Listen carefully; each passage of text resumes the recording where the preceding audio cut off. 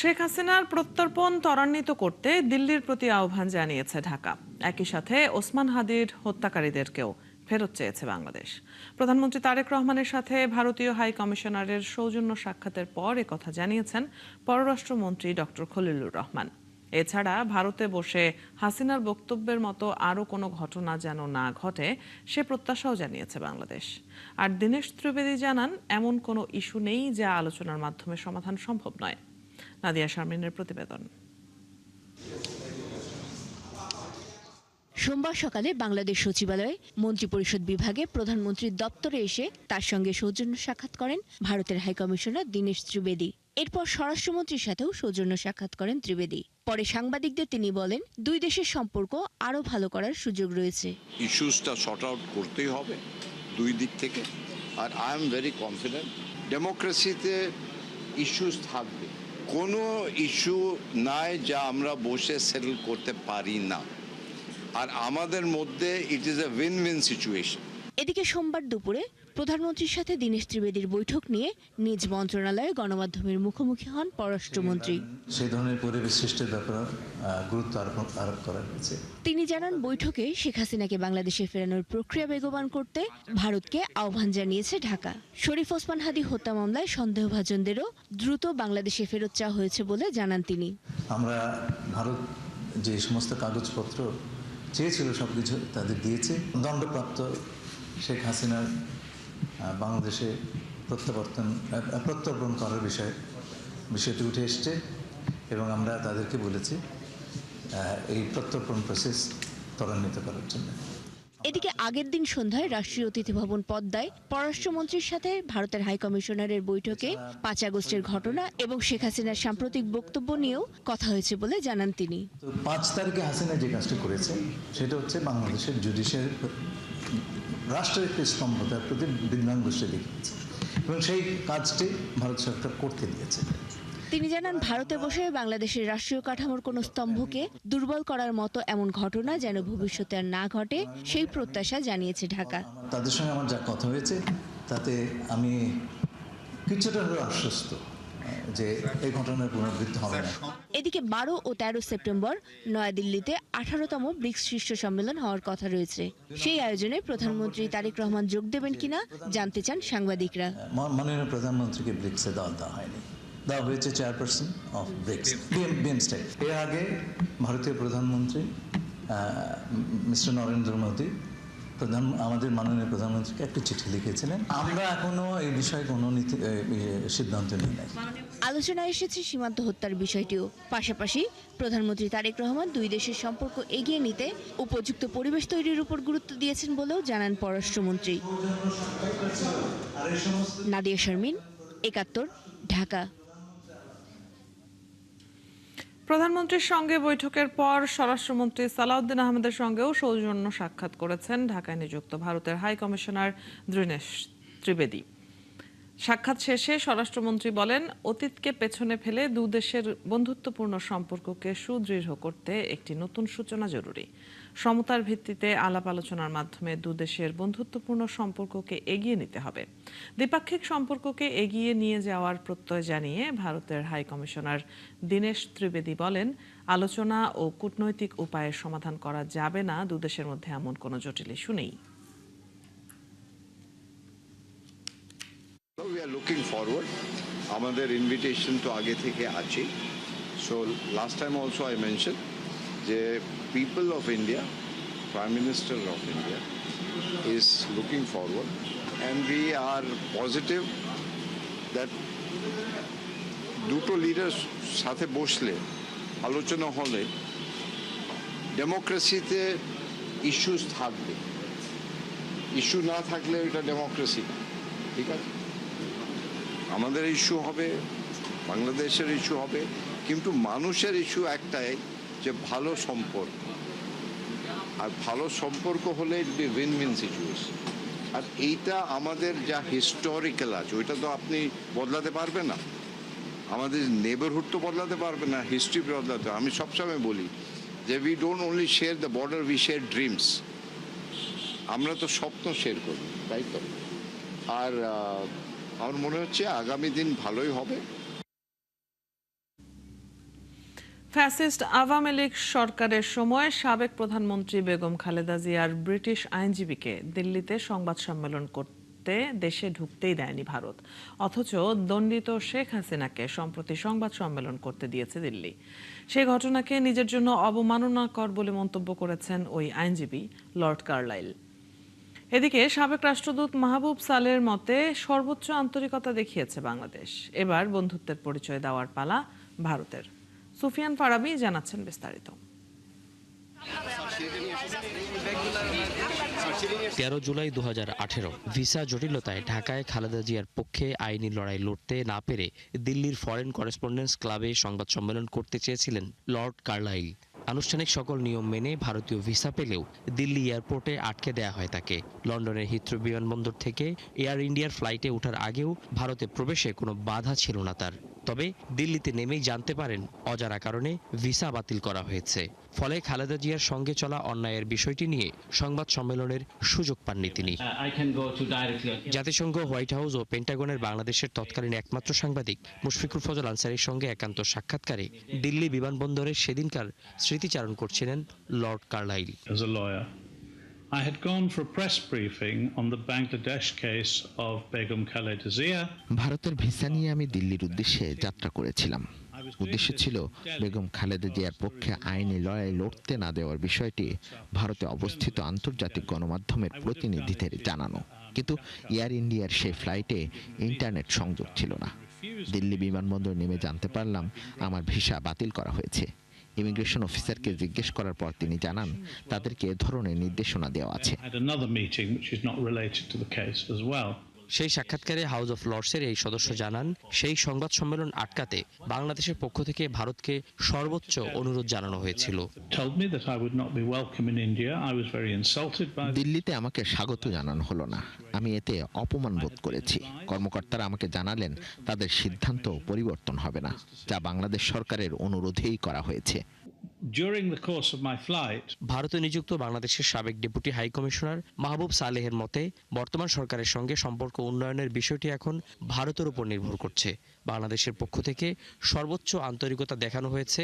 এবার সম্পর্ক উন্নয়নের বিষয়ে মুখের কথা কাজে পরিণত করার পরামর্শ তার। পৃথিবীর যে কোনো জায়গায় আপনি এই সিচুয়েশনটা চিন্তা করেন, সেইটা ফ্যাসিলিটেট করেছে ভারত সরকার। পররাষ্ট্র উপদেষ্টা যিনি প্রতিমন্ত্রী পর্যায়ে, সেই পর্যায় থেকে ভারতের হাই কমিশনারকে কনভে করা হয়েছে পরিষ্কারভাবে। তারপরও সেটি গুরুত্ব দিয়ে বিবেচনা করা হয়নি। এটি ইন্টেনশনাল। শেখ হাসিনাকে এই বক্তব্য দেয়া থেকে বিরত রাখতে পারত অত্যন্ত সহজে, কিন্তু সেই কাজটি তারা করেনি। আমি আপনাকে একটি বৃহত্তর দুই প্রতিবেশীর মধ্যে চমৎকার সম্পর্কের প্রত্যাশা উভয় দেশের। তবে রাজনৈতিক বক্তব্য বাস্তবতার মুখ দেখলেই দুদেশের ভবিষ্যৎ সম্ভাবনাময়, এমন মন্তব্য সাবেক রাষ্ট্রদূতের। সম্পর্কটি ছিল ভারতের দিক থেকে বা ভারত সরকারের। সুফিয়ান ফারাবি, ৭১, ঢাকা। আরো স্পেসিফিক এসডিজি ভিলেজ কার্যক্রমের অংশ হিসেবে দেশের ৩টি গ্রামকে বাছাই করা হয়েছে। এই উদ্যোগের সাফল্যের ভিত্তিতে দেশের অন্য গ্রামেও এই মডেল বাস্তবায়ন করা হবে বলে জানিয়েছেন প্রধানমন্ত্রী তারেক রহমান। তিনি বলেন, ১.৫ যুগেরও বেশি সময়ের ফ্যাসিবাদ শাসনে দেশ যে পরিমাণ ঋণ ও আমদানি নির্ভর হয়েছে তা পুনর্গঠনে কাজ করছে বিএনপি সরকার। সেই লক্ষ্যে দেশের সব মাধ্যমেরই সহযোগিতা চান সরকার প্রধান। ফরহাদ ইবনে মালিকের প্রতিবেদন। জাতিসংঘের টেকসই উন্নয়নের লক্ষ্যমাত্রা এসডিজি বাস্তবায়নের লক্ষ্যে জাতীয় এই সম্মেলনের আয়োজন করা হয় বাংলাদেশ চীন মৈত্রী সম্মেলন কেন্দ্রে। বোচাগঞ্জ উপজেলার নাফানগর গ্রাম ৩টির সঙ্গে উদ্বোধনী অনুষ্ঠানে যোগ দিয়ে রাঙামাটির কাপ্তাই উপজেলার মিতিঙ্গাছড়ি, খুলনার দাকব উপজেলার পানখালী এবং দিনাজপুরের বোচাগঞ্জ উপজেলার নাফানগর নামে ৩টি গ্রামকে এসডিজি পাইলট মডেলে যুক্ত করেন প্রধানমন্ত্রী। রাঙামাটি জেলার জেলা ও উপজেলা পর্যায়ের কর্মকর্তা বক্তব্যে প্রধানমন্ত্রী জানান, ১.৫ যুগের বেশি সময়ের শাসনে দেশ যে পরিমাণ ঋণ ও আমদানি নির্ভর হয়েছে তা পুনর্গঠনে কাজ করছে বিএনপি সরকার। দীর্ঘ ১.৫ দশকের বেশি সময় ধরে ফ্যাসিবাদী শোষণ শাসন বাংলাদেশকে একটি ঋণ নির্ভর এবং আমদানি নির্ভর ভঙ্গুর রাষ্ট্রে পরিণত করেছিল। শিক্ষা, স্বাস্থ্য, পরিবেশ সহ সকল ক্ষেত্রে ভঙ্গুর এই রাষ্ট্রটি এবার পুনর্গঠনের পালা। তিনি বলেন, যে 3টি গ্রামকে এসডিজি পাইলট প্রকল্পে যুক্ত করা হয়েছে তার সফলতার ভিত্তিতে পর্যায়ক্রমে সব গ্রামকেই এই প্রকল্পের আওতায় আনা হবে। এই 3টি গ্রামকে এসডিজি স্থায়ীকরণের একটি পাইলট মডেল হিসেবে প্রাথমিকভাবে বাছাই করা হয়েছে। এই উদ্যোগের সাফল্যের ভিত্তিতে ভবিষ্যতে সারা দেশের অন্যান্য গ্রামেও এই মডেল সম্প্রসারিত করার পরিকল্পনা রয়েছে সরকারের। তার আশা, এই প্রকল্প বর্তমান সরকারের নির্বাচনী অঙ্গীকারকে একটি আন্তর্জাতিক স্বীকৃত ডেভেলপমেন্ট মডেল হিসেবে তুলে ধরার দৃষ্টান্তমূলক প্ল্যাটফর্ম হিসেবে গড়ে উঠবে। এসডিজি ভিলেজ বর্তমান সরকারের নির্বাচনী অঙ্গীকারকে একটি আন্তর্জাতিকভাবে স্বীকৃত ডেভেলপমেন্ট মডেল হিসেবে বিশ্বের সামনে তুলে ধরার একটি দৃষ্টান্তমূলক প্ল্যাটফর্ম হিসেবে গড়ে উঠবে। এজন্য গণতান্ত্রিক, মানবিক ও কল্যাণ রাষ্ট্র প্রতিষ্ঠার লক্ষ্যে সবাইকে একসাথে কাজ করার আহ্বানও জানান প্রধানমন্ত্রী তারেক রহমান। একটি গণতান্ত্রিক রাষ্ট্র যেখানে থাকবে অবাধ নির্বাচন, আইনি শাসন এবং প্রাতিষ্ঠানিক জবাবদিহিতা। ফরহাদ ইবনে মালেক, ৭১, ঢাকা। শেখ হাসিনার পথে যারা হাঁটবেন তাদেরকে এদেশ ছেড়ে পালাতে হবে বলে মন্তব্য করেছেন জামায়াতে ইসলামীর আমির ডাক্তার শফিকুর রহমান। সোমবার সকালে গাইবান্ধার সাঘাটা উপজেলার বোনারপাড়া কাজী আজহার আলী উচ্চ বিদ্যালয় মাঠে আয়োজিত সমাবেশে তিনি একথা বলেন। এ সময় জামায়াত আমির আরও বলেন, দেশে ক্ষমতার লোভ, লুটপাট আর খুনের ঘটনা বেড়েছে। ২৪-এর মতো আবার সবাইকে রাস্তায় নামতে হবে। এর আগে শহীদ শিবির কর্মী সাইফুল্লাহ বাড়ি ও জামায়াত কর্মী সালাউদ্দিনের পরিবারের সাথে সাক্ষাৎ করেন তিনি। পরে তাদের কবর জিয়ারত করেন। জনগণের রায় মেনে নিন, সংস্কার সাধন করুন, ফ্যাসিবাদের রাস্তা বন্ধ করুন, মানবিক এবং গণতান্ত্রিক বাংলাদেশের রাস্তা খুলে দিন। যদি খুলে দেন, আমরা বিরোধী দল হিসেবে আপনাদেরকে সর্বাত্মক সহযোগিতা করব। আর এখন যে পথে হাঁটছেন, যে পথে আপা হেঁটেছিল, সেই পথে আপনারা হাঁটছেন। আপা যাওয়ার আগে বলতে, আমি পালাই না, অমুকের মেয়ে পালায় না, কি হয়েছে এখন? পালাইছে। গণভোটের রায় বাস্তবায়ন হলে সংসদ সদস্যরা স্বাধীনভাবে রাষ্ট্রপতি নির্বাচনে ভোট দিতে পারতেন, এমন আক্ষেপ জানিয়েছেন জামায়াতে ইসলামের সহকারী সেক্রেটারি জেনারেল হামিদুর রহমান আজাদ। সকালে রাষ্ট্রপতি পদে অলি আহমেদের জন্য মনোনয়নপত্র সংগ্রহ করে তিনি কথা বলেন। সকালে জামায়াত নেতা আজাদের নেতৃত্বে 11 দলীয় ঐক্যের শরিকরা নির্বাচন কমিশনে যান। মনোনয়নপত্র সংগ্রহণ করে সংবাদ সম্মেলনে তিনি জানান, জুলাই সনদ নিয়ে বিএনপি জাতির সাথে যে দ্বিচারিতা করছে তা তুলে ধরতেই রাষ্ট্রপতি নির্বাচনে অংশ নিচ্ছে 11 দলীয় ঐক্য। গণতান্ত্রিক ধারা অব্যাহত রাখতেই রাষ্ট্রপতি নির্বাচনে বিরোধী জোট প্রার্থী দিয়েছে বলে জানান জামায়াতের এই সহকারী সেক্রেটারি জেনারেল।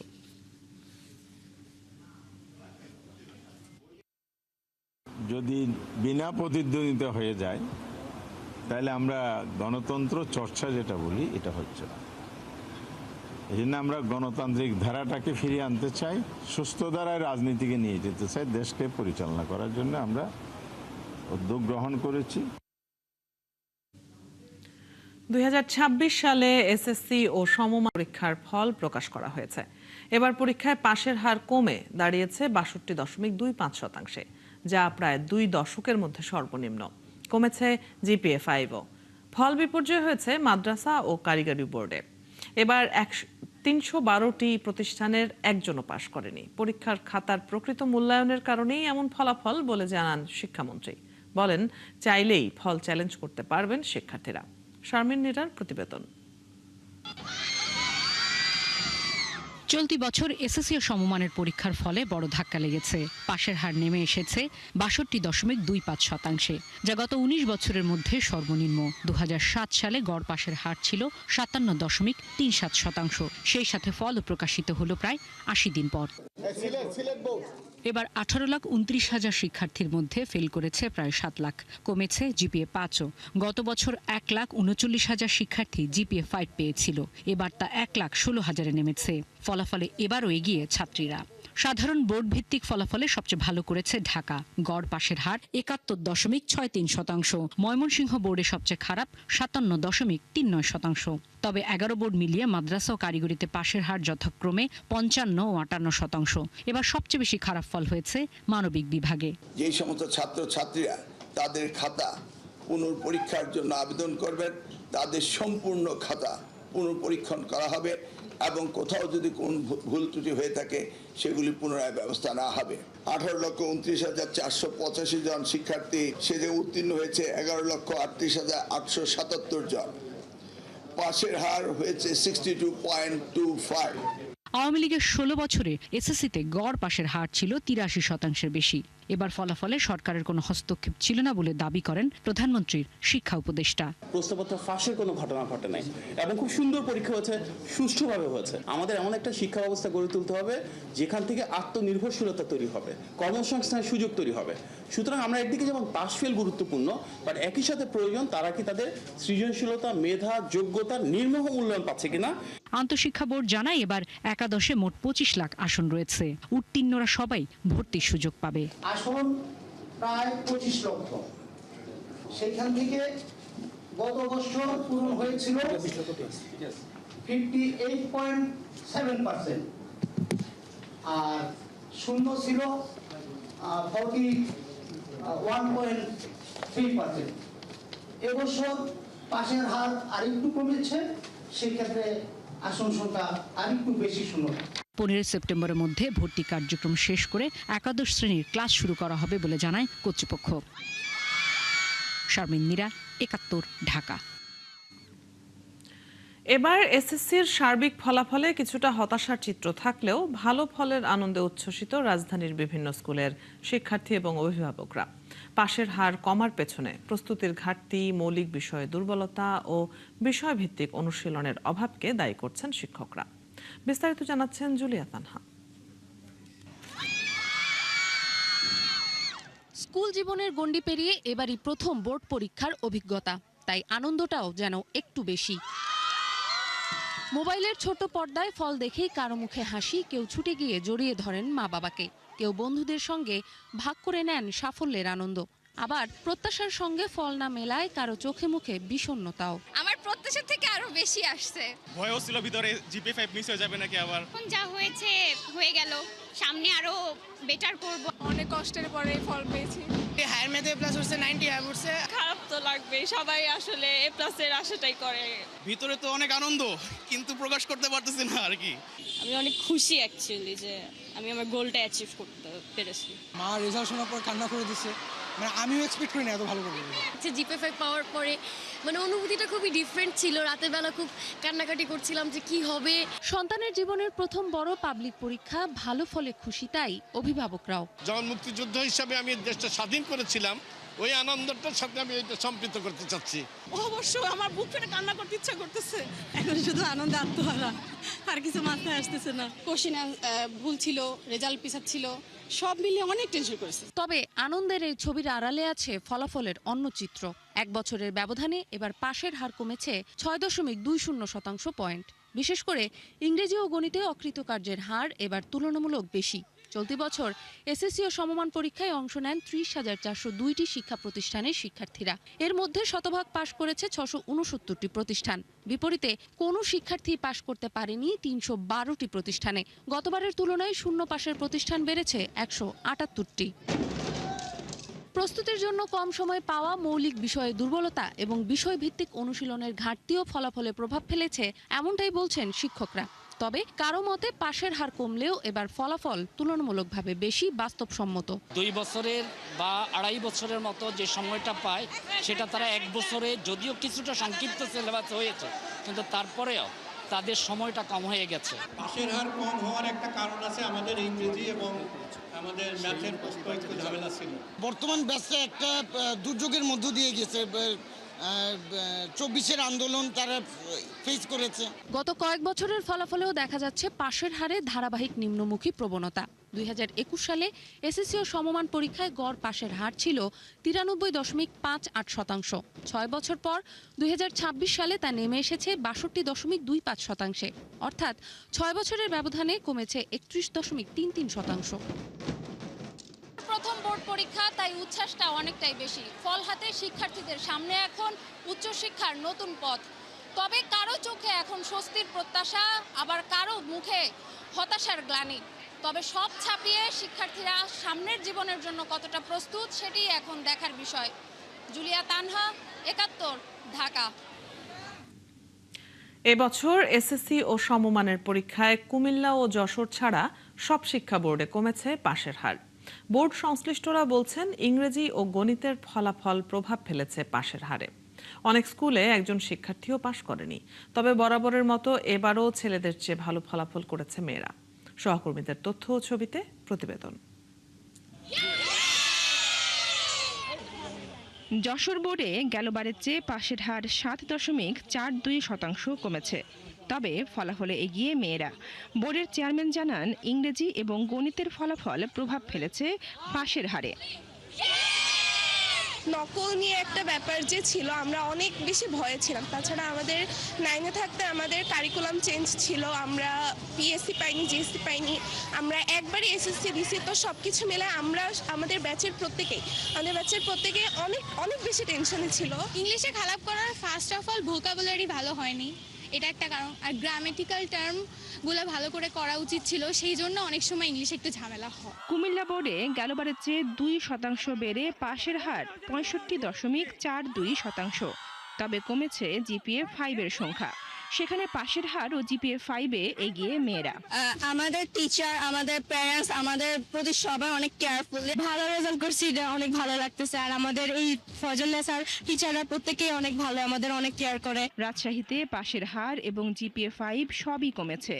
কেউ পাশ করতে পারেনি এমন স্কুলের সংখ্যা 5টি, আর শতভাগ পাশ করেছে 35টি স্কুলের শিক্ষার্থী। নট অনলি আমি, বাট মানে আমার ফ্যামিলি মেম্বার্স, আমার প্যারেন্টস এন্ড হচ্ছে আমার টিচার্স যদি এই সাপোর্ট না করতে আমার পক্ষে সম্ভব হয় না। পুরো জার্নিতে পরিবার, শিক্ষক সহ বন্ধু বান্ধবদের অনেক অবদান ছিল, আমি তাদের প্রতি কৃতজ্ঞ।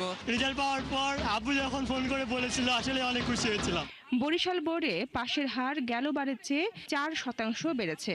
এই বোর্ডেও পাশের হার এবং জিপিএ 5-এ এগিয়ে মেয়েরা। আমি এবার জিপিএ 5 পাইছি এসএসসি পরীক্ষায়, আমি অনেক খুশি। অবশ্যই আমার স্কুলের ম্যাডাম স্যারেরা আমাকে অনেক বেশি হেল্প করছে, অনেক বেশি গাইডলাইন দিয়েছে। চট্টগ্রাম বোর্ডে পাশের হার 12.59% কমেছে জিপিএ 5-এর সংখ্যাও। বোর্ড কর্মকর্তারা জানান, ইংরেজি এবং গণিতের ফলাফলের কারণে কমেছে পাশের হার। আমি যা প্রত্যাশিত করেছি তার থেকেও ভালো হয়েছে। আমি গোল্ডেন এ প্লাস পেয়েছি। সকাল 9টা থেকে মেসেজ দিয়ে রাখার পরে 11:30টার দিকে দেখতে পেলাম যে এটা। প্রত্যেক ছাত্রছাত্রীর একটা স্বপ্ন থাকে এবং আমারও সেই স্বপ্নটা আজকে পূরণ হলো আমার মেয়ের সাথে। ময়মনসিংহ শিক্ষা বোর্ডে পাশের হার 57.39%। শতভাগ পাশ করা প্রতিষ্ঠান মাত্র 10টি। আলহামদুলিল্লাহ, যেরকম আশা করেছিলাম সেরকমই হয়েছে। দিনাজপুর বোর্ডে পাশের হার 10% কমে 58.05% হয়েছে। সেখানেও ছাত্রীদের পাশের হার বেশি। বনশ্রী হালদার, 71। কোটা সংস্কার আন্দোলনের সময় সহিংসতার সংবাদ প্রচার বন্ধে সরাসরি নির্দেশ দেন কার্যক্রম নিষিদ্ধ আওয়ামী লীগের সাধারণ সম্পাদক ওবায়দুল কাদের। তৎকালীন তথ্য ও সম্প্রচার প্রতিমন্ত্রী মোহাম্মদ এ আরাফাতকে ফোন করে যে কোনো সংঘাতের খবর বা ভিডিও ফুটেজ দেখানো টিভি চ্যানেলগুলো তাৎক্ষণিক বন্ধের নির্দেশ দেন তিনি। একটি মামলায় এই দুজনের কল রেকর্ড প্রমাণ হিসেবে ট্রাইব্যুনালে দাখিল করা হয়েছে। বিস্তারিত জানাচ্ছেন মাইনুল মারুফ। এই যে যারা কথা শুনে না, টিভি চ্যানেলের বিরুদ্ধে কঠোর ব্যবস্থা নেওয়া যায়। এই যে অফ করে দিছি গতকাল থেকে, আজকে বলে রাখছি যেগুলো শুনবে না অফ করে দিতে সাথে সাথে। এভাবেই 24শে জুলাই আন্দোলনের উত্তাল সময়ে টেলিভিশন চ্যানেল বন্ধ করে দেওয়ার নির্দেশনা দেন ওবায়দুল কাদের। আর সে নির্দেশ পাওয়ার পর চ্যানেল বন্ধের হুমকি ও সেন্সরশিপের রূপরেখা তুলে ধরেন সাবেক তথ্য ও সম্প্রচার প্রতিমন্ত্রী মোহাম্মদ আলী আরাফাত। আজকে যেন কোনো সংঘাতের খবর না দেয়। আজকে ওদেরকে বলছি যে আজকে যদি কোনো ক্লাসের মারামারি ভিডিও ফুটেজ বা ছবি দেখায়, ওদেরকে এনিমি অফ দ্য স্টেট হিসেবে ডিক্লেয়ার করা হবে এবং সারা জীবনের জন্য বন্ধ করে দেবো। আমি থ্রেট করে রাখছি আজকে। আর ওই যে বঙ্গবন্ধু স্যাটেলাইট গুলোকে বসে রাখছি যে আপনি কনস্ট্যান্টলি দেখবেন যে টিভি ক্লাসের ছবি দেখাবে সাথে সাথে অফ করে দেবেন। আমার কোনো পারমিশনের জন্য মেসেজ পাঠাবেন না। আন্দোলন দমনে আইনশৃঙ্খলা বাহিনীর অতিরিক্ত বল প্রয়োগ ও প্রাণহানির ঘটনা যেন গণমাধ্যমে না আসে তা ঢাকতেই নেওয়া হয়েছিল কঠোর সেন্সরশিপের পথ। প্রসিকিউশনের দাবি, দেশের সাধারণ মানুষের কাছে সঠিক তথ্য পৌঁছানো ভেস্তে দিতেই তৎকালীন সরকারের শীর্ষ পর্যায় থেকে এই সিদ্ধান্ত দেওয়া হয়। এখন কি এখন অবস্থাটা হচ্ছে এরকম, কোটা আন্দোলনকারী বলে যেটা বলা হচ্ছিল, এটা দুই ভাগ হয়ে গেছে। এক ভাগ হলো কোটা আন্দোলনকারী স্টুডেন্ট যাদের সাথে আমরা আলাপ করছি, আর একটা হলো তৃতীয় পক্ষ অর্থাৎ জামাত বিএনপি সন্ত্রাসীরা যারা পুরাচ্ছে। তো কারফিউ ডিসিশন হচ্ছে জামাত বিএনপি সন্ত্রাসী যারা পুরাচ্ছে তাদের বিপক্ষে, আর কোটা আন্দোলনকারী ছাত্রদের সাথে আমাদের ডিসিশন হচ্ছে আলোচনা করে সলিউশনে যাচ্ছে। এই হচ্ছে আমাদের ন্যারেটিভ এখন। একজন প্রসিকিউটর মনে করেন, ফাঁস হওয়া এই ফোনালাপে কেবল সংবাদ মাধ্যম বন্ধের হুমকি নয়, উঠে আসে ছাত্র আন্দোলনকে বিতর্কিত করার রাজনৈতিক প্রচেষ্টাও। আরেকটা দেখতে পাচ্ছি আমরা আরাফাতের কথায়, যে একটা গ্রুপ হলো আন্দোলনকারী, তাদের সাথে আমরা আলোচনা করছি, আর একটা গ্রুপ হলো জামাত শিবির, শুট অ্যাট সাইটের সিদ্ধান্ত নিয়েছি। এখন থেকে এটা হবে আমাদের ন্যারেটিভ। এখন ছাত্রদের মারলে আর অপরাধ হবে না, বলবো যে এটা জামাত শিবির বা বিএনপি। কিভাবে এই কথোপকথনের সত্যতা নিশ্চিত করা হয়েছে তার ব্যাখ্যাও দেন তিনি। এর প্রত্যেকটি অডিও রেকর্ড বাংলাদেশের যে সরকারি সংস্থা আছে সিআইডির কাছ থেকে ফরেনসিক টেস্ট করিয়েছে। সিআইডি যে ফরেনসিক টেস্টটা করে সেটার নাম হলো ব্যাড বক্স ফরেনসিক টেস্ট। এই ব্যাড বক্স ফরেনসিক টেস্টটা পৃথিবীর প্রায় 90টি দেশে এই টেস্টই করা হয়। আন্তর্জাতিক অপরাধ ট্রাইব্যুনালের একটি মামলায় এই কথোপকথন প্রমাণ হিসেবে তুলে ধরা হয়েছে। মামলাটিতে ওবায়দুল কাদের, মোহাম্মদ আলী আরাফাত, নিষিদ্ধ যুবলীগ ছাত্রলীগ সভাপতি, সাধারণ সম্পাদক সহ 7 জনের বিরুদ্ধে বিচার চলছে। মাইনুল মারুফ, ৭১, ঢাকা। যুক্তরাষ্ট্র ধর্মীয় স্বাধীনতা ও সব ধর্মের মানুষের সমান মর্যাদায় বিশ্বাস করে বলে জানিয়েছেন মার্কিন রাষ্ট্রদূত ব্রেন্ট টি. ক্রিস্টেনসেন। 2 দিনের সফরে সোমবার বরিশালের গৌর নদীতে এক আন্তধর্মীয় সংলাপে যোগ দিয়ে এসব কথা বলেন তিনি। এতে মুসলমান, হিন্দু ও খ্রিস্টান ধর্মীয় নেতারা দেশের সাম্প্রদায়িক সম্প্রীতিতে সহাবস্থানের কথা তুলে ধরেন। বাংলাদেশের জন্য যুক্তরাষ্ট্র অতি জরুরি ও ঘনিষ্ঠ বন্ধু বলেও মন্তব্য করেন মার্কিন রাষ্ট্রদূত। অনুষ্ঠানে তথ্য ও সম্প্রচার মন্ত্রী বলেন, দেশের অর্থনীতি সমৃদ্ধ করতে The founding principles of America is that of religious freedom. The idea that everybody should be able to practice their faith without fear of persecution, without fear of violence, to be able to express themselves freely. That's an idea that even goes back before those 250 years. You know, many of our early settlers, the first people who came. বিশ্ব রাজনীতি ও বাণিজ্যে পরাশক্তিগুলোর পরিবর্তনের প্রভাবে নানা চ্যালেঞ্জের মুখে পড়ছে বাংলাদেশ। এমন পরিস্থিতিতে দেশের সার্বভৌমত্ব ও অর্থনীতি সুরক্ষিত রাখতে নতুন কৌশল গ্রহণের তাগিদ দিয়েছেন বিশেষজ্ঞরা। সোমবার সকালে জাতীয় প্রেসক্লাবে আধিপত্যবাদ বিরোধী নাগরিক সমাজের আলোচনা সভায় বক্তারা বলেন, 18 কোটি মানুষের দেশ হলেও সামরিক সক্ষমতা ও প্রযুক্তিতে বাংলাদেশ পিছিয়ে। তাই আঞ্চলিক হুমকি মোকাবেলায় শুধু সেনা ক্যাম্প বাড়ানোর চেয়ে প্রকৃত সামরিক ও প্রযুক্তিগত শক্তি বৃদ্ধি করা জরুরি। সভায় বৈশ্বিক ও আঞ্চলিক ঝুঁকি এড়াতে নীতিগত সিদ্ধান্ত নেয়ায় প্রাতিষ্ঠানিক কাঠামো নির্মাণের সুপারিশ করা হয়।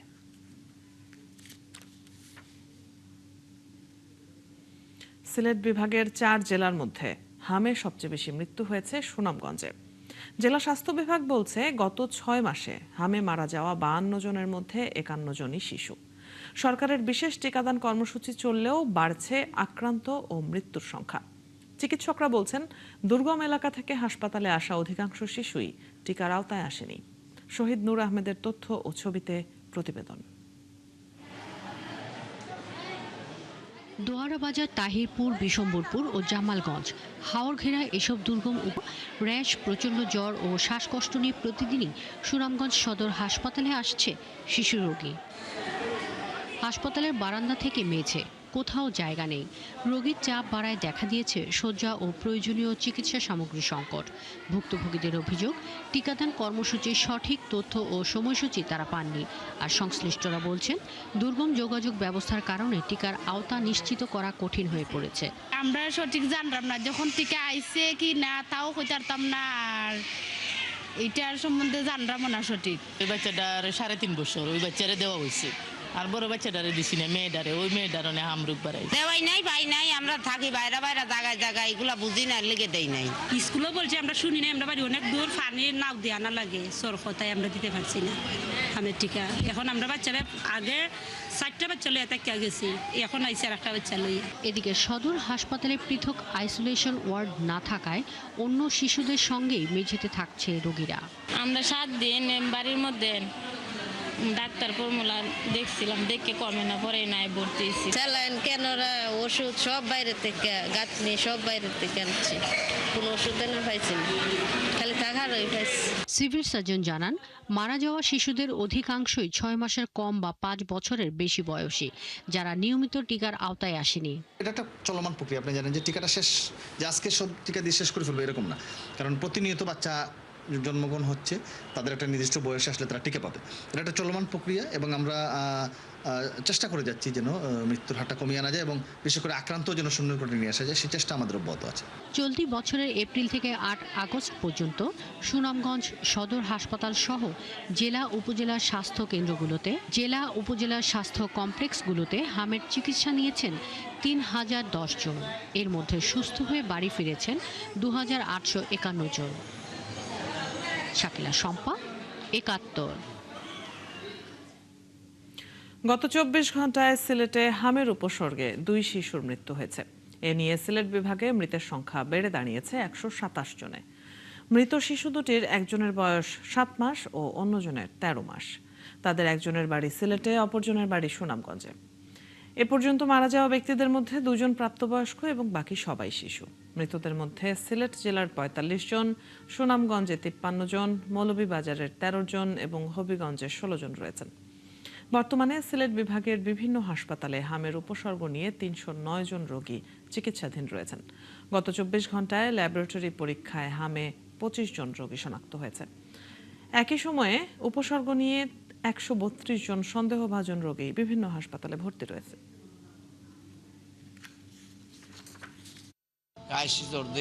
তোমার ফেরা ডাক্তার চালাইছি, বাড়ি করো, ফার্মেসির দিয়ে ওষুধ আনছি, মোটামুটি কমছে, কমার পরে আবার বাড়ে, থামে, বাড়ে, ওলা। ওয়ার্ডে আসছিলাম, তার অবস্থা বেশি, ডাক্তাররা বলছে বেশি সমস্যা আর কি, রোগীর অবস্থাটা খুব খারাপ, সেজন্য আইসিইউতে ভর্তি করা হয়েছিল। আজকে 3 দিন হয়েছে, মোটামুটি আলহামদুলিল্লাহ ভালো। সৌদিতে সোফা কারখানায় আগুনে নিহত 16 জনের মধ্যে 13 জনের বাড়ি নওগাঁয়। এর মধ্যে আত্রাই উপজেলার গন্ডগোহালী গ্রামেরই 4 জন। একসাথে এত মৃত্যু সইতে পারছে না নিহতদের পরিবার ও গ্রামবাসী। পরিবারের একমাত্র ভরসার ব্যক্তিদের হারিয়ে দিশেহারা স্বজনরা। এখন মরদেহটুকু শেষবারের মতো দেখার অপেক্ষায় তারা।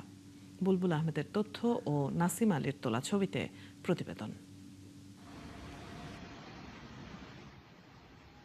সংসারে সচ্ছলতা ফেরানোর স্বপ্ন নিয়ে ঋণ করে সৌদি আরবে পাড়ি দিয়েছিলেন নাটোর, নওগাঁ ও রাজশাহীর 16 তরুণ। কিন্তু সেই স্বপ্ন থেমে গেল ভয়াবহ অগ্নিকাণ্ডে। প্রিয়জনদের হারিয়ে এখন দিশেহারা পরিবার। কি করতে গাও দিয়ে গেল রে বাবা, আমি তো সহ্য করে সরকারের কাছে এই দাবি দ্রুতভাবে আমাদের একই পরিবারের 2টা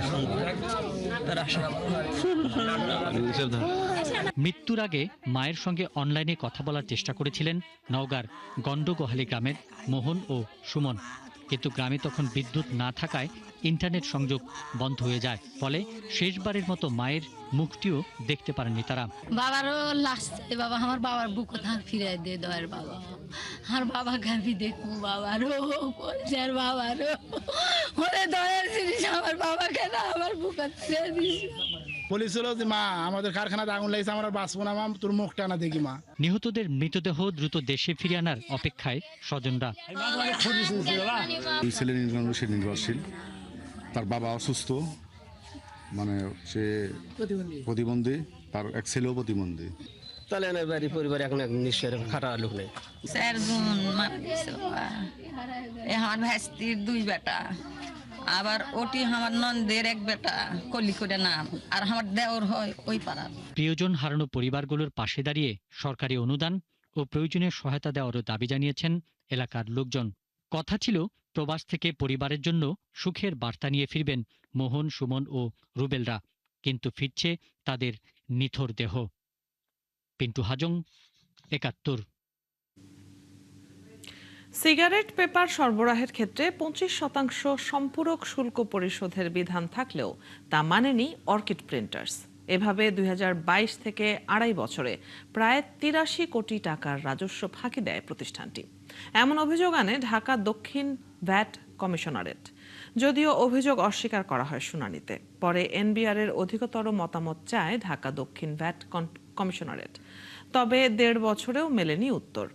মইনুল হাসানের বিশেষ প্রতিবেদন। তামাক পণ্য প্রস্তুত শিল্পের জন্য টিপিং পেপার আমদানি করে তা প্রিন্টিং ও স্লিটিং করে ব্রিটিশ আমেরিকান টোবাকো বাংলাদেশের কাছে বিক্রি করে অর্কিড প্রিন্টার্স লিমিটেড। সেই পেপার আমদানির ক্ষেত্রে শুল্ক কর পরিশোধ করে প্রতিষ্ঠানটি। তবে আইন অনুযায়ী স্থানীয় পর্যায়ে সরবরাহের ক্ষেত্রে আরও 25% সম্পূরক শুল্ক পরিশোধের বিধান থাকলেও তা মানেনি অর্কিড প্রিন্টার্স। 2024 সালের ডিসেম্বরে প্রতিষ্ঠানটিকে দেয়া 83 কোটি টাকার শুল্ক কর ফাঁকির অভিযোগ আনে ঢাকা দক্ষিণ ভ্যাট কমিশনারেট। বলা হয় 2022 থেকে পরের 2.5 বছরে সম্পূরক শুল্ক বাবদ প্রায় 72.5 কোটি টাকা এবং মূসক বাবদ আরও প্রায় 11 কোটি টাকা রাজস্ব ফাঁকি দেয় ওই প্রতিষ্ঠান। পরে টিপিং পেপার ও সিগারেট পেপার এক নয় এমন দাবি করে নোটিশের জবাব দেয় অর্কিড প্রিন্টার্স।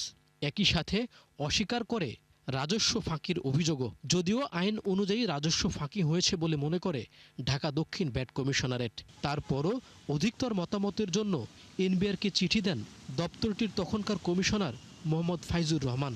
তবে প্রায় 1.5 বছরেও মেলেনি উত্তর, ফলে আটকে আছে মামলার কার্যক্রম।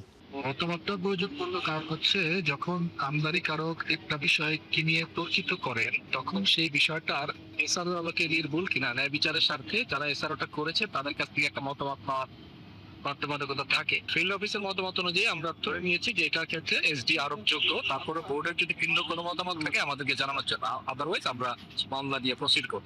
এই বিষয়ে জানতে যোগাযোগ করা হলে বক্তব্য দিতে রাজি হননি এনবিআর এর কোনো কর্মকর্তা। অবশ্য দেরিতে হলেও বিষয়টি পর্যালোচনায় আগামী মাসে এনবিআর এর সেন্ট্রাল গোয়েন্দা সেল, মূসক, কাস্টমস গোয়েন্দা ও সংশ্লিষ্ট কমিশনারেটের সাথে একটি বৈঠকের আয়োজন করেছে এনবিআর।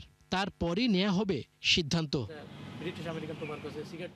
বিশেষজ্ঞরা বলছেন এরকম বিলম্ব হলে আটকে যায় সরকারের পাওনা রাজস্ব, তৈরি হয় দীর্ঘসূত্রিতা। কোনো একটা পর্যায়ে প্রক্রিয়ার ভিতরে গেলে একটা দীর্ঘসূত্রিতার মধ্যে পড়া এবং সময় মতো পাওয়া, সেটা রিপোর্ট পেতে দেরি হয়, এই জায়গাগুলো কিন্তু একই সাথে ভ্যাট কমিশনার এবং একই সাথে যার বিরুদ্ধে তাকে কিন্তু এক ধরনের বিব্রতকর পরিস্থিতির মধ্যে রাখেন। সুতরাং এর একটা আশু সমাধান দরকার এবং সেক্ষেত্রে আমরা মনে করি যে একটা স্বয়ংক্রিয় প্রক্রিয়া সৃষ্টি করা দরকার। পুরো প্রক্রিয়াটি যাতে ডিজিটালাইজড হয় এবং একটি নির্দিষ্ট সময় বেঁধে দেওয়া হয় যে 15 দিন বা 1 মাসের ভিতরে যদি কোনো রিপোর্ট না পাওয়া যায় তাহলে ধরে নিতে হবে যে রাজস্ব উচ্চ পর্যায়ে রাজস্ব কর্মকর্তাদের এই বিষয়ে কোনো মন্তব্য নেই বা বক্তব্য নেই। এদিকে বিভিন্ন প্রতিষ্ঠানের জড়িত মোটা অঙ্কের বকেয়া রাজস্ব আদায়ে দ্রুত মামলা নিষ্পত্তি করতে বিভিন্ন প্রতিষ্ঠানের সাথে আলোচনা চালিয়ে যাচ্ছে এনবিআর। মইনুল হাসান, ৭১, ঢাকা। সেবার 1 বছর আস্থার এক নতুন অধ্যায় প্রতিপাদ্যে অনুষ্ঠিত হলো ইউনিকো হাসপাতালের প্রথম প্রতিষ্ঠাবার্ষিকী। নিবেদিত স্বাস্থ্যসেবা, আন্তরিক সেবা এবং কমিউনিটির প্রতি দায়বদ্ধতার 1 বছর পূর্তিতে আয়োজিত অনুষ্ঠানে প্রতিষ্ঠানটির ম্যানেজিং ডিরেক্টর তাজুল ইসলাম ঢালি এবং সিইও আদ্রা কুরিয়েন বক্তব্য রাখেন। তারা রোগী ও তাদের পরিবার, চিকিৎসক, স্বাস্থ্যকর্মী, কর্মকর্তা, কর্মচারী এবং সংশ্লিষ্ট সকলের প্রতি কৃতজ্ঞতা জানান। এ সময় মানুষের পাশে থেকে আরও বহু বছর সেবার প্রত্যয় জানান তারা। চলছে সংবাদ সংযোগ। সরাসরি সংবাদ ও অনুষ্ঠান দেখতে চোখ রাখুন ৭১-এর ফেসবুক পেজে এবং সাবস্ক্রাইব করুন ৭১-এর ইউটিউব চ্যানেল। থাকুন ৭১-এর সাথেই।